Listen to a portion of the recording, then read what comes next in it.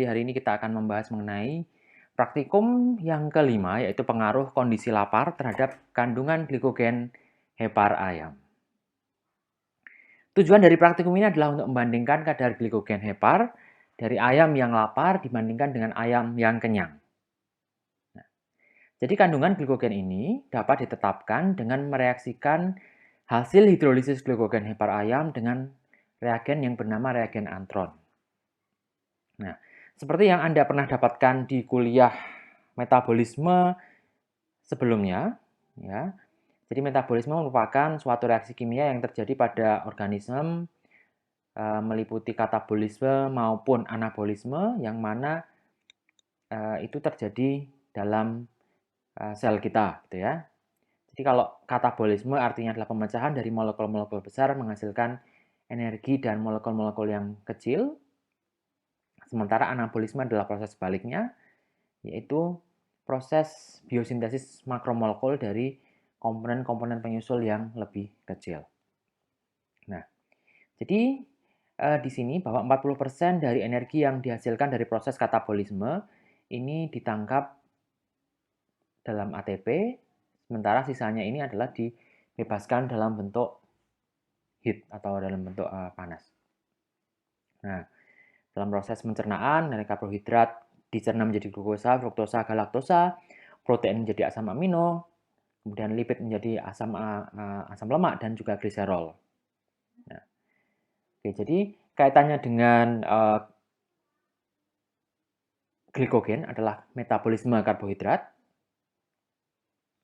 yang mana dari glukosa maupun fruktosa, utamanya adalah glukosa ini biasanya adalah banyak digunakan sebagai sumber energi ya. Pernah kita bahas di metabolisme terintegrasi, yang mana dia mensuplai atau menjadi bahan bakar untuk beberapa organ penting di dalam tubuh kita. Kemudian metabolisme dari karbohidrat ini terjadi di liver. Ya. Liver is central site for carbohydrate metabolism. Jadi glukosa ini diuptake, kemudian nanti akan dimetabolisme menjadi jenis metabolit yang lain. Oke, kita lanjutkan saja. Jadi ini yang terjadi ketika gula darah naik, ya, pankreas mensintesis insulin, kemudian nanti akan terjadi sintesis glikogen, kemudian sisa dari gulanya nanti akan disimpan di jaringan adipos, kemudian glikogennya ini juga nanti akan disimpan di dalam otot. Nah, jadi jalur-jalur metabolisme glukosa yang pernah Anda pelajari, kita ingat kembali ya. Ada 4 major metabolic pathways, jadi intermediate source of energy, kemudian jalur pentosa, sintesis glikogen di liver maupun di otot, kemudian juga sintesis gula sebagai prekursor dari sintesis triasil gliserol. Nah, kemudian untuk penggunaan glukosa ya. Jadi pertama prioritasnya adalah untuk menjaga kadar gula dalam darah. Misalnya di sini adalah disimpan kelebihannya dalam bentuk glikogen di otot maupun di liver, kemudian provide energi dioksidasi menjadi ATP, sisanya adalah disimpan sebagai lemak di jaringan adipos. Nah, proses-proses berikut pernah kita pelajari ada glikolisis, ya, sintesis pemecahan glukosa menjadi pirufat, kemudian pirufat menjadi glukosa, ada gluconeogenesis, ada jalur pentosa fosfat, kemudian jalur glikolisis ya. Nah, kita langsung ke cara kerja yang akan dilakukan di praktikum. Yang pertama adalah pengambilan dan juga penyiapan organ. Kemudian nanti akan dilakukan ekstraksi glikogen. Dilanjutkan dengan yang ketiga adalah penetapan kadar glikogen dengan reagen antron. Yang keempat adalah membuat kurva baku glikogen. Nah, cara kerja yang pertama, pengambilan dan penyiapan organ hepar. Jadi hepar ayam jadi di lab ini kita siapkan ayam yang telah dipuasakan. selama sekian jam dibandingkan dengan ayam yang diberi makan secara normal. Setelah itu ayam disembelih, heparnya disiapkan, dibersihkan dari jaringan sekitarnya, kemudian dimasukkan dalam larutan NaCl 0,9%. Apa fungsinya? Dan juga di sini hepar disimpan pada suhu 4 derajat ya dalam larutan NaCl. Kemudian dikeringkan dengan kertas saring, timbang dan catat beratnya. Kemudian dilakukan homogenisasi menggunakan ini pelumatan dengan homogenizer Potter Elvehjem dengan penambahan 9 bagian ya, yaitu 1 bagian hepar dengan 9 bagian dari TCA 5%. Nah, jadi 4 derajat di sini maksudnya adalah agar enzim tidak aktif, sementara TCA fungsinya adalah agar mendenaturasi protein dan juga asam nukleat. Nah, oke, setelah itu tahapan yang kedua adalah ekstraksi glikogen. Ya.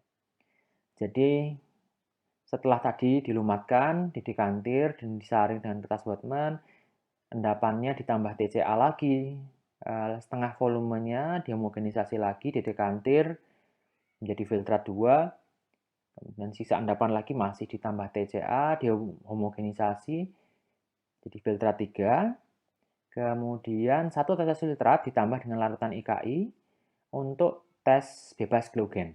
Artinya apa? Kalau misalnya masih ada glikogennya, berarti nanti ditambah TCA lagi sampai akhirnya nanti ini negatif.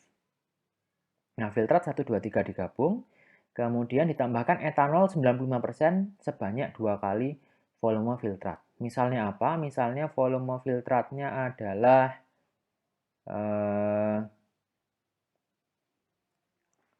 ml, berarti ya ini 2 kali lipatnya dari volume filtratnya. Aduk perlahan hingga mengendap, lakukan sentrifugasi, buang supernatan, dan cuci endapan dengan etanol atau ether dan larutkan dalam air sampai 10 ml. Nah, kita lihat di sini. Jadi etanol 95% sebanyak 2 kali volume ini dilakukan untuk mendapatkan kadar air etanol yaitu 60-80%. Jadi kadar air etanol yang ada dalam campuran filtrat dan etanol itu adalah berkisar 60-80%. Tahap yang ketiga adalah penetapan kadar glikogen dengan reagen antron. Jadi 1 ml sampel yang telah kita dapatkan tadi,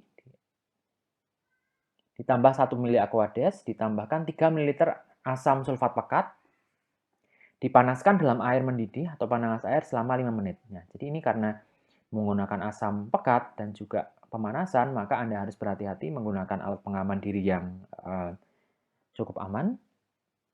Nah, setelah 5 menit, ya, mengapa harus ditunggu 5 menit? Ya?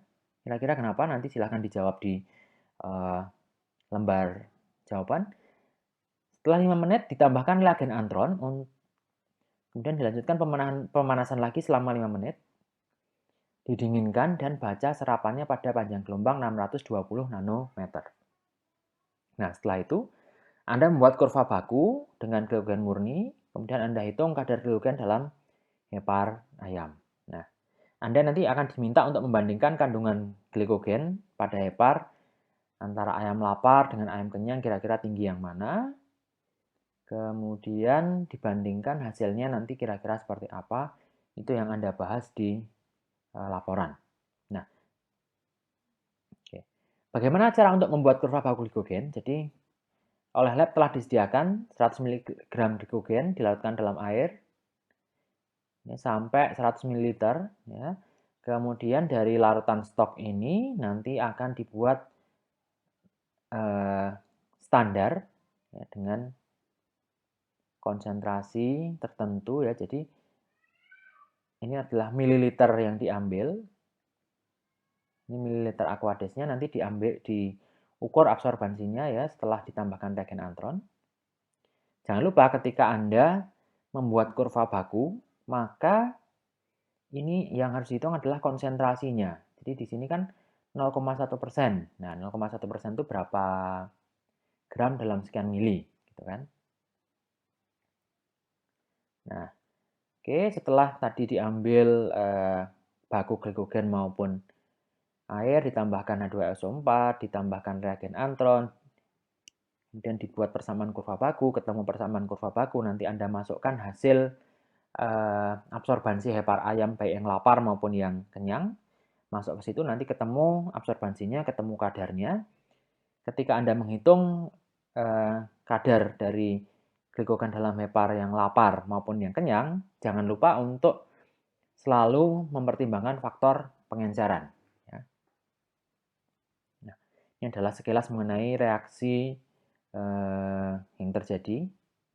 Glukosa menjadi furfural dengan penambahan asam sulfat, kemudian ditambahkan reagen antron sehingga menjadi kompleks yang hijau kebiruan.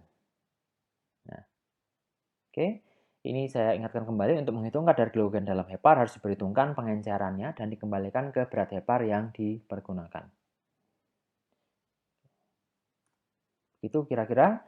Terima kasih atas perhatiannya. Selamat bekerja dan selamat siang.